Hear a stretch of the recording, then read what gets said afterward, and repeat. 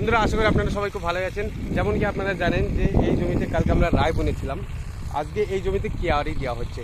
মানে কিয়ারিটা কেন দেওয়া হয় সেটা তো আপনারা অবশ্যই জানেন, সময়কে বাঁচানোর জন্য, যাতে অল্প সময়ের ভিতর জমিতে জল ঠিক টাইম মতো পৌঁছে যায়, সেই জন্যই কিন্তু কিয়ারি দেওয়া হয়। আর এটা কিন্তু আপনারা জানেন। তো ভিডিও লাস্ট পর্যন্ত টিকে থাকবেন। আজকে জাস্ট আমরা কিয়ারি দেবো। আর ওদিকে জল দেখতে পাচ্ছেন, মেশিন চালু আছে, জল আমাদের ধানের জমিতে যাচ্ছে।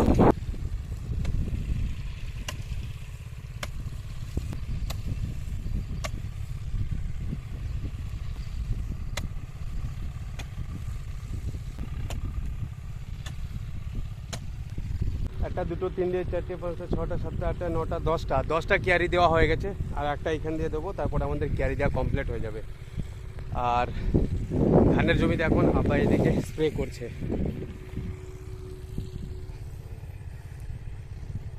আব্বা স্প্রে করছে। আমি আজকে ধানের জমিতে স্প্রে করলাম না, কারণ গতবার যখন আমি স্প্রে করেছিলাম আমার পুরো বডি, গা, হাত, পা সব কিছু মানে এত জল জ্বলছিল, কি বলবো, এত বিষাক্ত তেল ছিল। তো সেই কারণে আজকে আর দিলাম না। তো বললাম আব্বা আজকে তুমিই দাও, আমি কিয়ারি কটা দিই। তো কিয়ারি দিচ্ছিলাম আমি এবং ইমরান ওইদিকে দাঁড়িয়ে আছে। আর একটা কিয়ারি দেবো, তারপর আমরা ফের চলে যাব। খুব জোরে পিপাসা পেয়েছে গাইস, এখন একটু জল খাবো।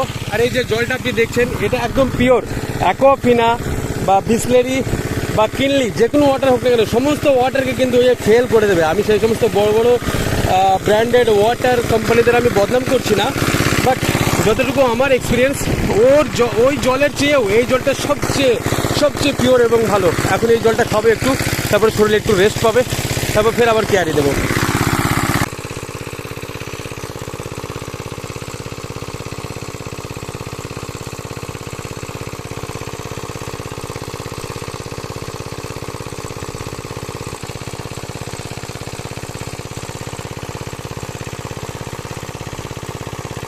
তো ক্যারি করার কাজ আমাদের কমপ্লিট। এখন আমরা বাড়ি চলে যাব। এই জমিতে আজকে টোটাল 11টা ক্যারি দেওয়া হলো। আজকের জন্য ভিডিও এতটুকু গাইস।